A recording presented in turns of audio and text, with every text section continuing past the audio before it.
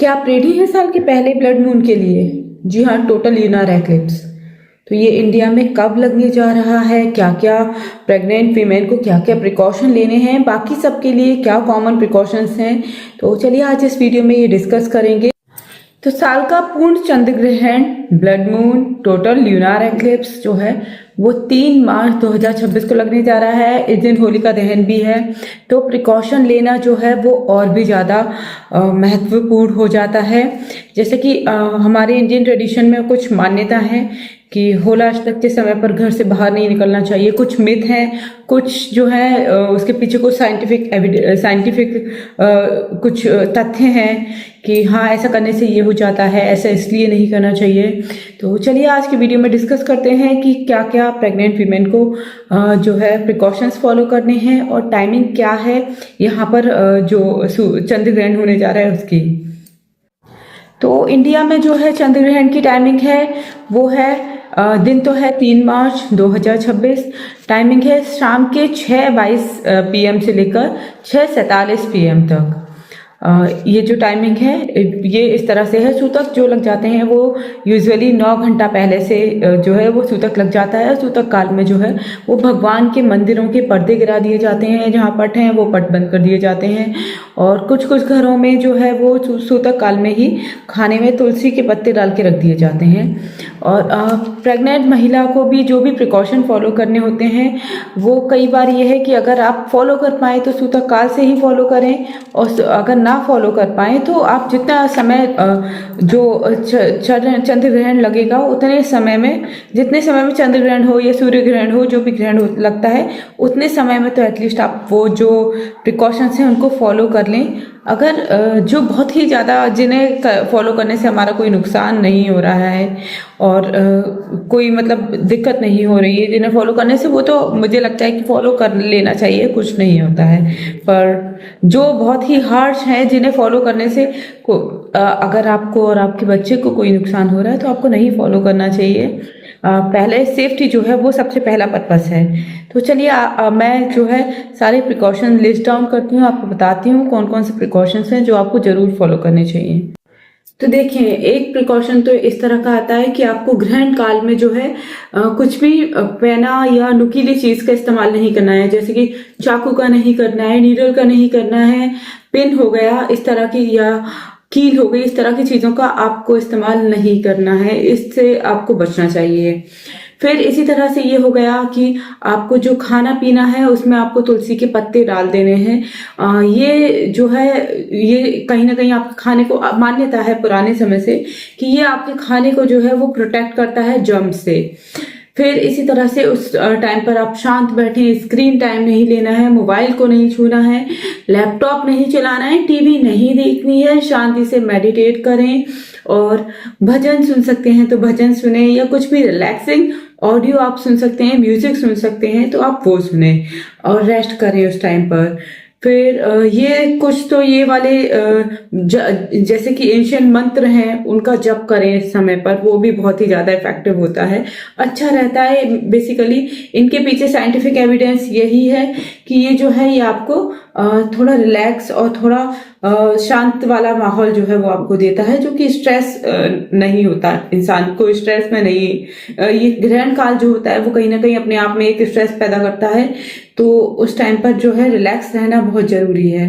तो ये वाले कुछ नियम तो ऐसे हो गए जो आप फॉलो कर लें तो कोई नुकसान नहीं हो रहा है किसी पर। इनफैक्ट इसका एक पॉजिटिव बेनिफिट ही देखने को मिल रहा है।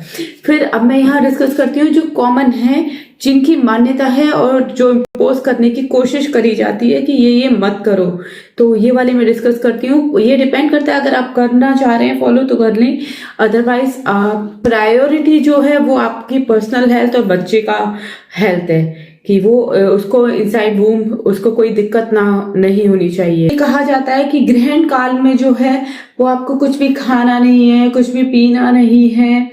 उस टाइम पर जो है अगर आपको नीड फील हो रही है यूरिनेशन की या वॉशरूम जाने की नीड फील हो रही है तो नहीं जाना है।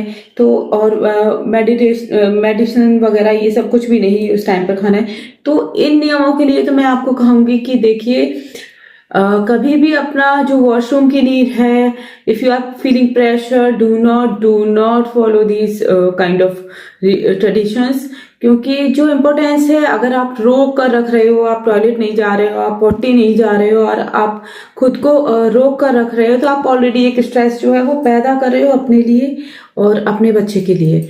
तो इस तरह के रिचुअल्स तो आप ना फॉलो करें। बाकी आप पर कंप्लीटली आप पर डिपेंड करता है कि अगर आप मानते हैं तो डिपेंड करता है कि आप चाहें तो फॉलो कर सकते हैं, बट आई सजेस्ट कि जो सबसे प्रायोरिटी है वो है खुद की बॉडी और खुद का जो बच्चा है उसका हेल्थ। तो अगर वॉशरूम जाना है और आपको पानी पीना है और मेडिसिन लेनी है इस टाइम पर, तो please do take water, do go to the washroom, और मेडिसिन लेनी है ले। पानी, खुद को प्यासा ना रखें, खुद को भूखा ना रखें और खुद को एकदम प्रेशर में ना रखें। ठीक है, ये तो वो वाले नियम हैं जो इम्पोज करने की कोशिश करी जाती है जबरदस्ती। तो अगर ये डिपेंड करता है कम्प्लीटली। वैसे तो मेरा मानना है पर्सनली यही है कि ये वाले नियम से थोड़ा, इतने हार्श नियम से थोड़ा बचना चाहिए, क्योंकि खुद की हेल्थ और बच्चे की हेल्थ बहुत जरूरी है। तो ये वाले नियम्स जो होते हैं, ये सारे ट्रेडिशंस जो होते हैं, ये कॉमन होते हैं हर इंसान के लिए, पर कुछ कुछ जो है वो प्रेग्नेंट वीमेन पर ही लागू होते हैं। जैसे कि कोई भी शार्प ऑब्जेक्ट को टच नहीं करना, वॉशरूम वगैरह जो है, ये तो सब कॉमन होता है कि हर कोई जो मतलब जो फॉलो करना चाहता है वो फॉलो करता है, जो नहीं करना चाहता वो नहीं करता, इस तरह से हो गया। और रेस्ट करना ये प्रेग्नेंट फीमेल पर ही होता है। तो ये जो नियम है ये अगर आप फॉलो करना चाहें तो आप कर सकते हैं। जिनको फॉलो करने से कोई नुकसान नहीं हो रहा है तो वो नियम तो आप मान सकते हैं, पर जिनको मानने से, जिन पर अमल करने से अगर आपको और आपके शरीर को कोई नुकसान हो, आपके बच्चे को कोई नुकसान हो, तो उससे बचना चाहिए। और इस दिन जो है, इस दिन होलिका दहन भी है, जो कि ल्यूनर एक्लिप्स खत्म होने के बाद ही जो है होलिका दहन किया जाएगा। तो इस दिन इसलिए ये जो प्रिकॉशंस हैं इनको फॉलो करना और ज़्यादा जरूरी बनता है, क्योंकि होली जो है वो ऑलरेडी होली के कुछ ज़्यादा ही इम्पैक्ट जो है वो सोचे जाते हैं कि इस दिन जादू टोना होता है। होली का अष्टक के टाइम पर जो है वो घर से बाहर बच्चों को नहीं लेकर जाना चाहिए।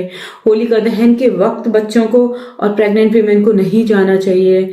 तो ये कुछ मान्यता है। तो कुछ चीज़ अगर फॉलो करने में हमारा कोई नुकसान नहीं हो रहा है तो हमको वो कर लेनी चाहिए। नहीं जाना चाहिए बाहर बच्चों को लेकर, नहीं जाना चाहिए खुद को बाहर इस ड्यूरेशन में। तो अगर इससे अगर कुछ बेनिफिट ही हो रहा है तो इसको बिल्कुल फॉलो करना चाहिए। तो चलिए, अगर वीडियो इन्फॉर्मेटिव लगा हो तो चैनल को सब्सक्राइब कर दें, बेल आइकन को प्रेस कर दें, वीडियो को लाइक कर दें और जो है वीडियो को शेयर कर दें। और आपके यहाँ क्या क्या मान्यता है, क्या क्या प्रिकॉशंस आप ऑलरेडी फॉलो करते आ रहे हैं, ये मेरे को कमेंट करके जरूर बताएं। मिलती हूँ अगले वीडियो में। Bye bye, take care.